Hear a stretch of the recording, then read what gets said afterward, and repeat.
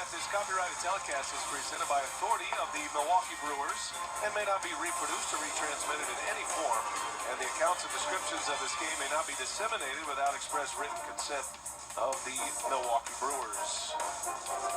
Sunny skies, green grass, and a little spring training baseball. And how good was it to listen to Marty Brennaman step into his element and call radio play-by-play for a few hitters. Yeah, just so natural for him, right? I mean, he does that stuff. That's why they're Hall of Famers. You got Bob Uecker, Marty Brennaman. I mean, they do a game like most people can only dream of doing. It's just so natural. It's effortless for him. I know it didn't start out that way. Remember, he was up here saying how nervous he was his first game. He makes mistakes. Everybody does, but heck, 40-some years, I mean, he's got it down pat. Yeah, and Tom, his son, is great at what he does as well. Our colleague calling Reds games for Fox Sports Ohio. There's a couple of our favorite guys there, the Brennamans. Class acts, both of them. And you know who's always the first one at the ballpark? That would be Marty Brennaman every day. Yeah. Beat me to the ballpark, too. Well, we see a lot of them. Cincinnati, we see him 3 times in Cincinnati and 3 times in Milwaukee. Get to know those guys. Chris Welch. Good friends. New pitcher for the Brewers, by the way, is Aaron Wilkerson. Starting pitcher in the minor league system last year for the Crew. Getting a chance at some late innings in the spring. Aristides Aquino is the batter. It's his first at-bat.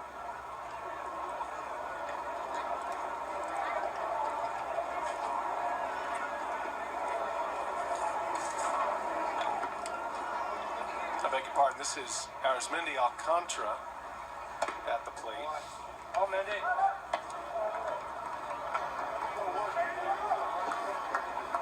Alcantara made a terrific play at short, robbing Broxton of a base hit earlier today.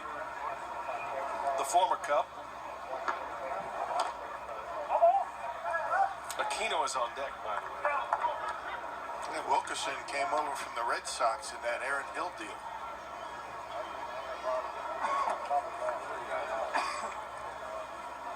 Brewers made a ton of trades last year.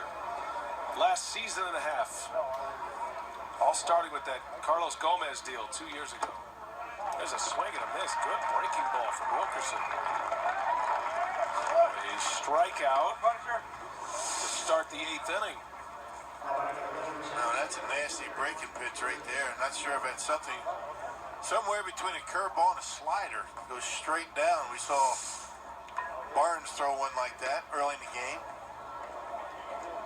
Wilkerson, a big dude, 6'3", 200 pounds. And that one's lined into left. Aquino on the first pitch breaking ball. He's thinking 2, and he'll pull up. Settle for a single. He was up there to swing the bat, wasn't he? Looking for that curveball. He got it. Wilkerson left it up and down the middle.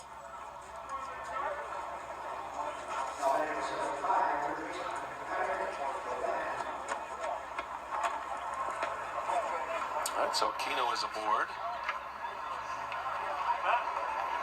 Patrick Kivlahan now. All first at-bats for these guys.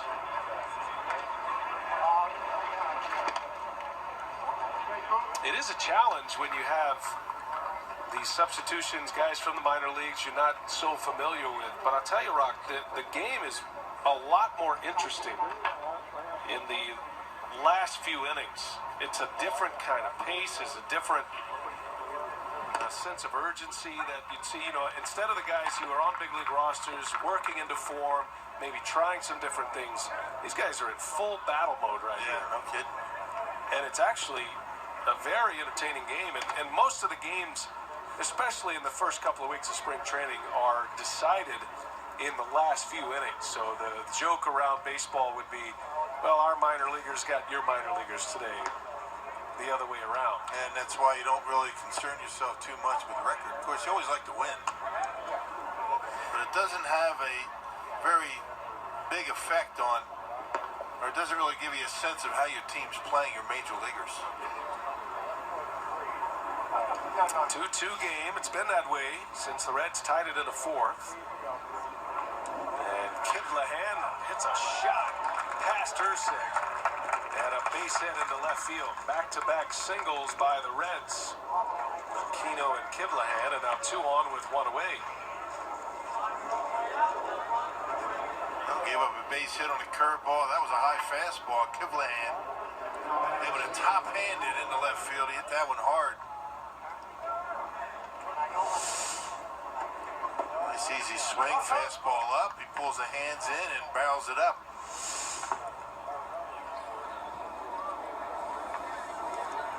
So 2 on, 1 away.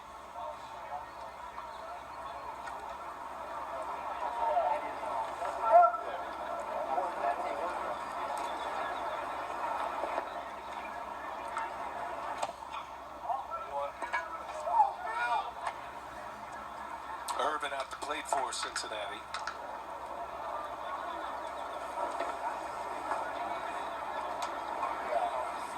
Seen a lot of guys go to these face guards.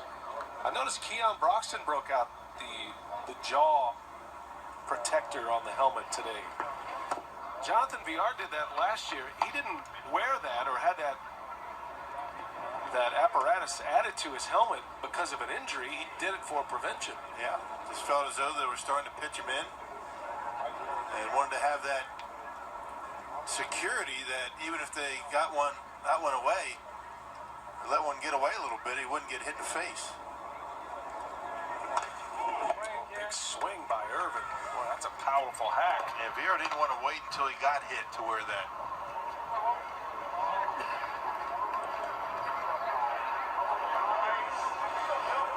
I asked Jonathan about that last year. I was curious to see if it affected his vision at all, or was it a distraction? There's something to get used to. And he goes, actually, it's just the opposite. There's a little bit of focus involved, the tunnel vision because of that piece.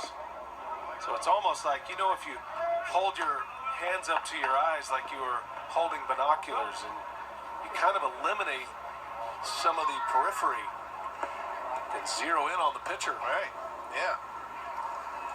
I had not noticed that Broxton was wearing that in the first few games. Today was the first time that I noticed that for Keon. Irvin pops it foul and out of play. 3-2 the count on the Reds left fielder. I'm not sure if you're going to use that the entire season, maybe until he starts getting really comfortable in the box. Early in spring training, you might see guys a little bit more wild than normal, just have that guard and, you know, get rid of it during the season. We'll see. 3-2 the count. And nice pickoff move, Wilkerson. Got him in a rundown. Out there, the second out. Reds do advance a runner, but a nice inside move. You know, second base is the only base you can fake to anymore. And Wilkerson took advantage of it. Yeah, did a nice job, took his foot off the rubber and then went to third base. If he went right to third base in his windup, or in his delivery, it would have been a balk because nobody's at third base. 1-5-4 on the putout.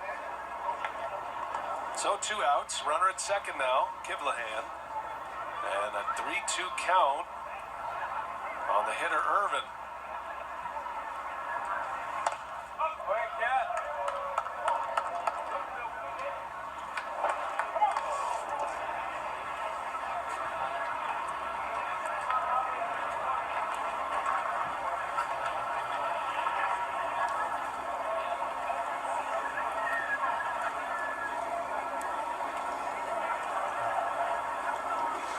Wilkerson trying to finish the inning, keep it tied at 2. Reds threatening the go-ahead run at second. And that one just missed. A little bit inside. Ball 4. I think he had Irvin looking for that curveball because that one didn't miss by much. That could have easily been called a strike. Home plate umpire Todd Tishner, he's going to be a big league umpire this year. And just a little bit off the corner.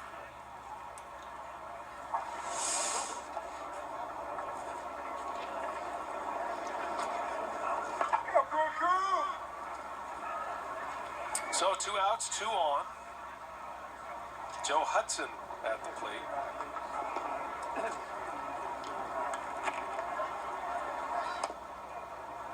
And Wilkerson in there for a strike.